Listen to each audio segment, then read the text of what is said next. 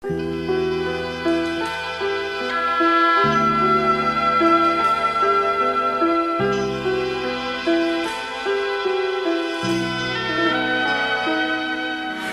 mio caro, io per mese parte, vaga fuori e per affari urgenti della società, ma appena che ritorna da promette che venga vado a stringere e basare. Non vieni più, ma dimmi solo addio. O sai che tu parti, vai a Milano. No per affari, t'aspetta una signora. Perché mi vuoi contare che sti bugie? Addio, non voglio sentire mai questa parola. Fra noi non cambia niente, si ne sposa. È stata mamma tua a divorziare.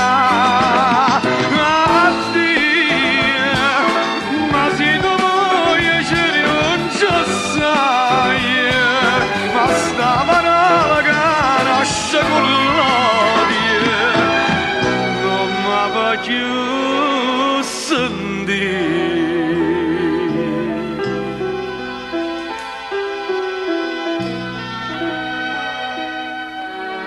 Ma tu non va.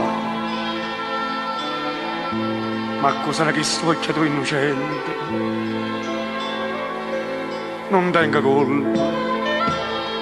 Sì, mamma, tu non voglio camminare. Pigliamo Angela sola con destino. Soltanto si può dire, può camminare.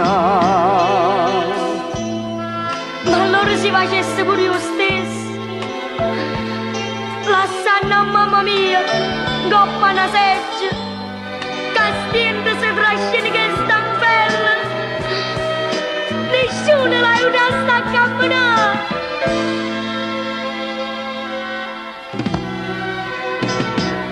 Addio, tu non avevo sentito questa parola. Che sacrifici nostri fa mamma. Va bene tuo, si può sacrificare. Addio, che pazzo che sono stato, figlio mio.